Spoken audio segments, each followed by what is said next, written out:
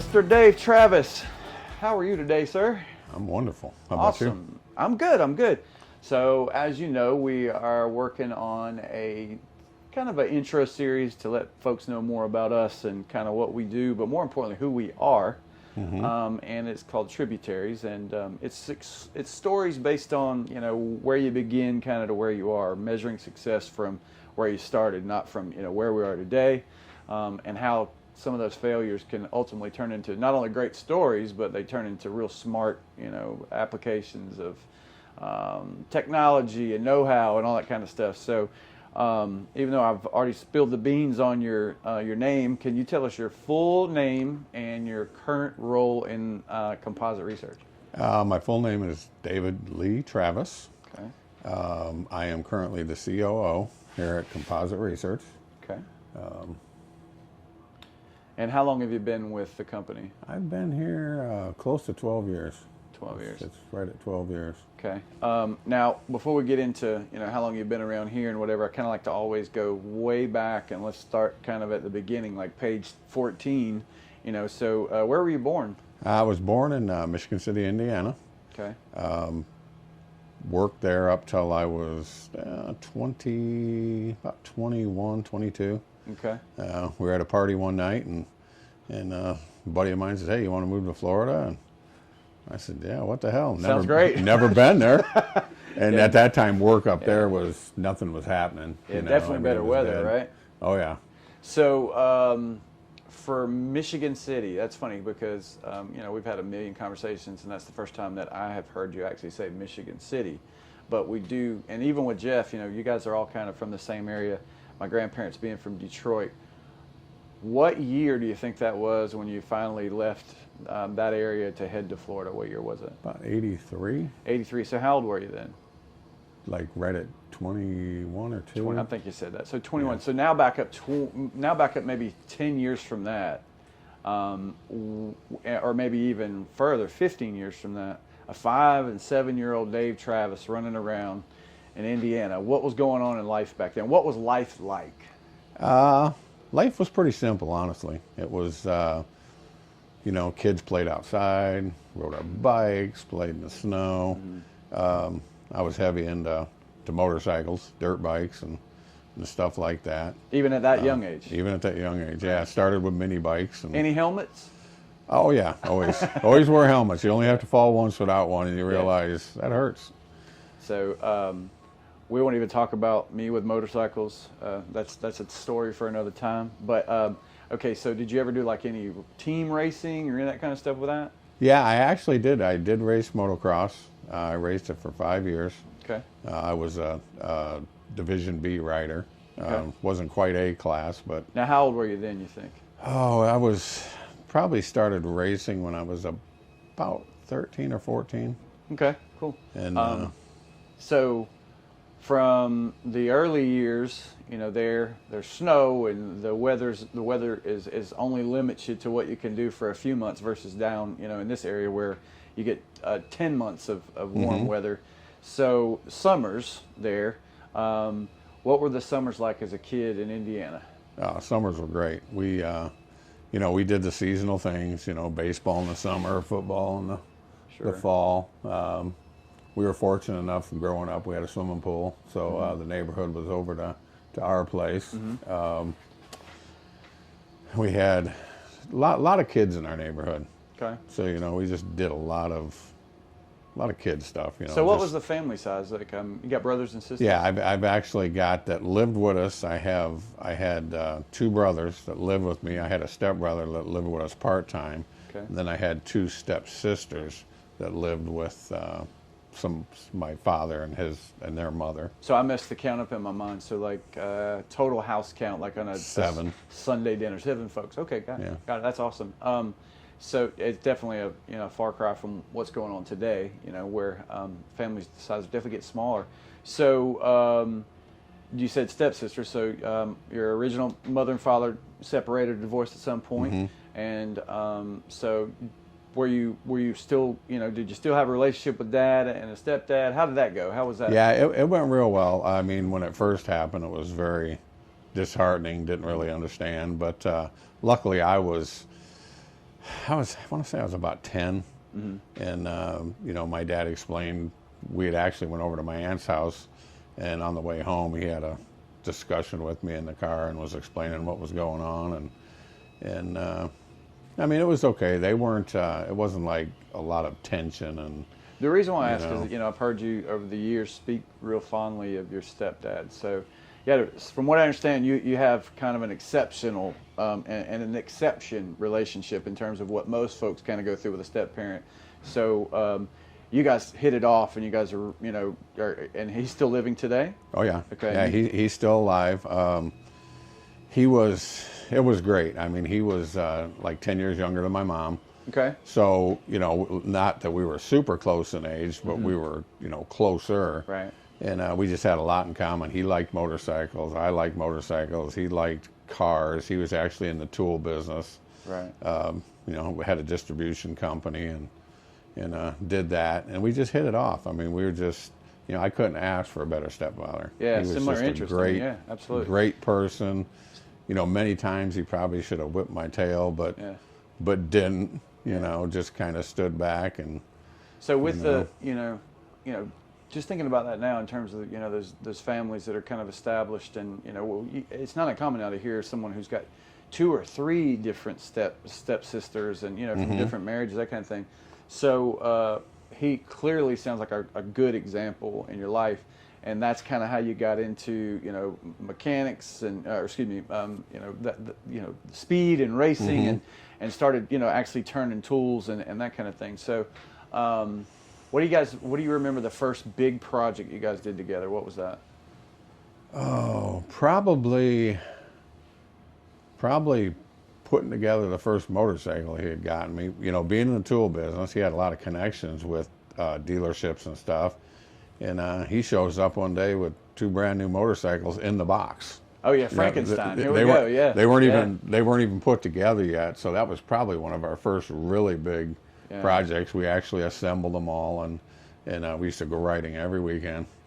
So nowadays I think about that, because my kid works for Ford, and he's a mechanic, and he tells me that he uses his phone now all the time. He takes pictures of things as he takes them apart, and then I think about you saying that. While you're saying that, I'm like, how the hell did you guys remember, what parts went where, and how did you organize all that?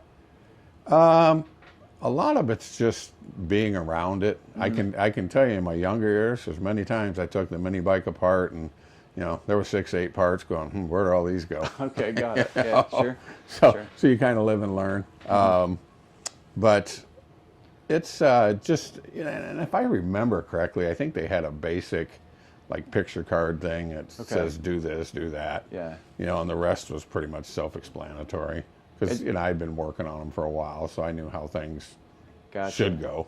Gotcha. So, over the years, no stranger to speed racing, and I'm going to kind of see how that correlates into your position here and kind of what that has to do with boating. But I think I'd asked you this before. You ever rode a snowmobile? Yep. All right. Many times. How cool is that? I've never done it. Oh, it's a riot. Yeah. It's so a blast. You jump it, the whole deal, Oh, yeah. Now, my problem with that is if it still, to me, is defined as an ATV. And I have a long history of injuring myself on ATVs. So I don't know that I actually want to ride one by myself. I think I want to be driven slowly on one. So I'm not going to let you do it because I know you'll goose me if we get on the thing. Anyway. All right. So snowmobiles. From snowmobiles, so working in the summer, what was your first job? My first job was actually working at a Howard Johnson's washing dishes. Oh, wow. Okay. Yeah, now, real pleasurable.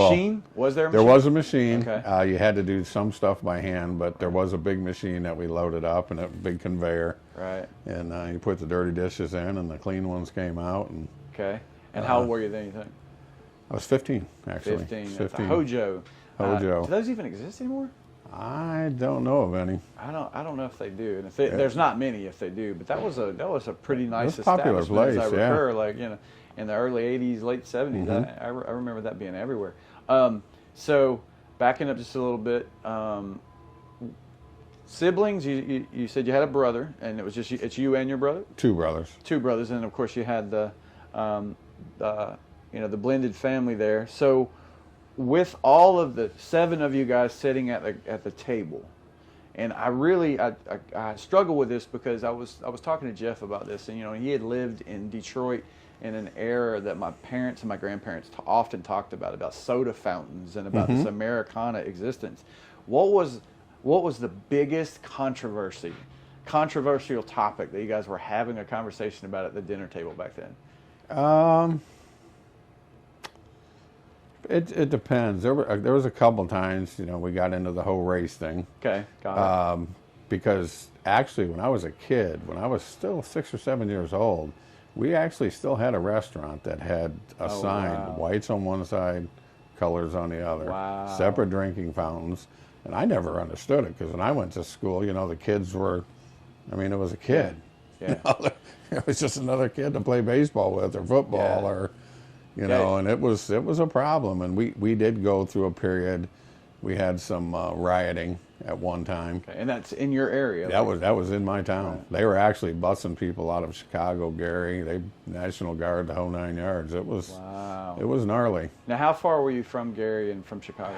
Gary, we were about 40 miles. Chicago, across the lake, about 32, and around the lake is about 60. Gotcha. So we were close. Yeah. And I don't think anybody, unless you've been there and experienced, I don't think, and not to lighten that subject because that's a pretty heavy topic, but I don't think anybody understands how actually cold it gets in Chicago. It gets cold. We went into a restaurant and stayed a couple hours, and we came back out, and I think they said it had snowed like 7 inches while we were in there. It was unbelievable. I felt like, and of course, you and I are not small guys, so everybody follows behind me in my footpath, because they're going to make you the cutter. But anyway, backing up. So, so you went to a school that was kind of had a multiracial, right. Multiracial school. That's awesome. And then, so that was a controversial topic. And the reason why I brought that up is I was just recently watching something like Family Ties. You remember that show? And the struggling topic that they were struggling with was the brother-in-law, Tom Hanks, believe it or not. Right. He's an alcoholic, and they're going to kick him out of the house if he doesn't get help. And my wife and I kind of looked at each other and said, this was what they were struggling with. This was the topic that was the controversy on, the 3 networks at the time, was someone in the family who had a drinking problem. So I just brought it up because it's always interesting to me to kind of look back and see where that is. So from there, before we go much further, who was Dave Travis's childhood hero? Had many. We had, I'd have to say, Walter Payton was one of them. Football star. Cool. Who I did actually meet later in life, which was pretty neat. Pretty cool, yeah. It's funny. There's a question on here. It says, "What celebrities have you met?" And then Bob Hanna. That was another one. He was a big time motocross racer. Okay. I was always following his exploits. And right. Now, did you have an understanding, say before the age of 15 or whatnot? Did you have some kind of thought as to what you wanted to be in life? I wasn't sure. I knew it was going to probably be based on something mechanical, kind of, that something with that abilities. Right. So, have I ever told you the story of the blessed? Mm-mm. So, I always ask that question of people that are interesting to me, and the reason why is because you can ask certain people at certain ages in their life, and they just automatically know at a young age. Like somebody knows, hey, I'm going to be a cardiac surgeon. Well, if somebody knows that at the age of 7, it's really strange. I hope you'd agree with that. That they're 7 years old and there's something so specific. I'm going to be a cardiac surgeon. You're like, okay. Well, if you take that and you move that, a few years later, and of course that's what they become. Were they blessed because they knew at such an early age, or were they cursed? Right. You know what I mean? That's it, and that's always interesting to me to meet people who kind of knew at an early age. So I don't know if you know the deal with Wally. Do you know the deal with Wally and the name Seaborn? I don't think so. Okay, so the thing with Wally and the name Seaborn is that it was an old family name that was kind of passed along, and it was from some old British English novels and this kind of thing. And you dig back, well, if you think about the name Seaborn, if your name defines who you are, did he ever have a choice? No. You see what I'm saying? You see how that kind of, I don't think he ever had a choice as to kind of where he was going to end up, whether no matter how hard he fought it. Anyway, so first job was doing dishes at the Hojo, and then we go from there to, you know, filling the gap for me for Dave going from Hojo to Dave with his buddy saying, let's move to Florida. Well, I had worked at, I had a couple other small jobs, you know, in between that. Then I moved on to a gas station while I was working there. It's pumping gas, but we had a couple of really good mechanics there that were kind of known around our area, and they were really good mentors for me. That taught me a lot about that. And from there, I ended up going to a dealership where I became their top technician in the matter of just a couple of years. Right. And I did have a really good mentor there too, fortunately, and actually made really good money. Cool. You know, but you had to hustle. I mean, it was a commission-based job, and my kid talks about that. You know, they give you 4 hours. If you can get it done in 2, you're cooking, you're making it. Yeah. So I totally get that. That's awesome. So you're no stranger to tools, no stranger to getting your hands dirty. What was the job you hated the most? Probably the dishwasher. Speaking of dirty Honestly. hands, right? Yeah, that's funny too. Hands are in soap, and I hate it. Yeah, got it. No, I respect anybody who can do that for long periods of time for sure. Okay, so now changing gears. I know you told me once before as a kid you'd worked at a marina, right? And then what was a day in the life like at the marina there? The marina was good. It was not commission based. It was, you know, just an hourly position, but. Man, the neat thing about the marina is you did all kinds of stuff. Yeah. I mean, you would do make-readies on new boats. You would be winterizing boats in the winter. We'd have to run a lot of boats, so you got to spend a lot of time on the water, you know, diagnosing issues or testing things. It was many, many things, you know. I mean, you're doing fiberglass repairs. You're doing paint. You're rebuilding an outdrive. You know, so it really kept, you know, there was always this many things to do, so it wasn't like this same redundant, you know, A, B, A, B. Yeah, it's kind of interesting about boats in particular because you know, if you're going to be a builder, you got to know about glass, you have to know about electricity, you got to know clearly know about plumbing, and then, you know, kind of how all that works together. You know, and it definitely, I could see where, you know, your skill set would definitely lend to that. So now let's talk about first jobs in boating. That was the first job you moved to Florida? Yeah. Well, besides the marina. Well, the marina, and then, I actually got into a company called Wellcraft Marine down in the Sarasota Never area. Heard of it. Yeah. Which I was fortunate there because they were a pretty big outfit and had some good people that I worked with that helped me. And what was your quite a role bit. there? Well, when I initially started, I was an engine installer. Okay. Went down there, I was putting engines in. My buddy that moved down with me, he was actually a painter for him. And we had lived together for a couple of years. Right. And I just wanted to do more, so I slowly, you know, kept learning more and elevating up the food chain. Yeah, cool. And you worked with Jeff over there as well, right? Yeah. It's interesting to me. Like I said, I've told you a million times how small the industry is and how. Absolutely. I hate to use the word incestuous, but it really is. I mean, it's, you know, hey, I work for this one today, I work for this one tomorrow, and next week I'll be back. Especially with engine reps, I don't think, coming from the IT space, the word that whole perception and how that works and that whole mindset is crazy. There's almost like a loyalty factor that it's like, it's okay. And I think it's because everybody's got the same vendors. Everybody's going to basically do it the same way with a couple of little nuances. Is that the reason? You think that's the reason why there's not this secrecy and? Probably partially. I mean, it's I don't know. So many. Yeah, everybody uses the same kind of things. Yeah. So I mean, if it's module A, you know, everybody uses module A. I mean, what's to not know about it? It's the same parts, the same vendors. So it's like, you know, what are we really? And the offers. I don't want to say offerings. I don't want to say they're not limited, but it's not. You know, we don't develop every part and piece for a boat. And a lot of people don't know that. I think that the perception is that when you build a boat, we also built a trailer.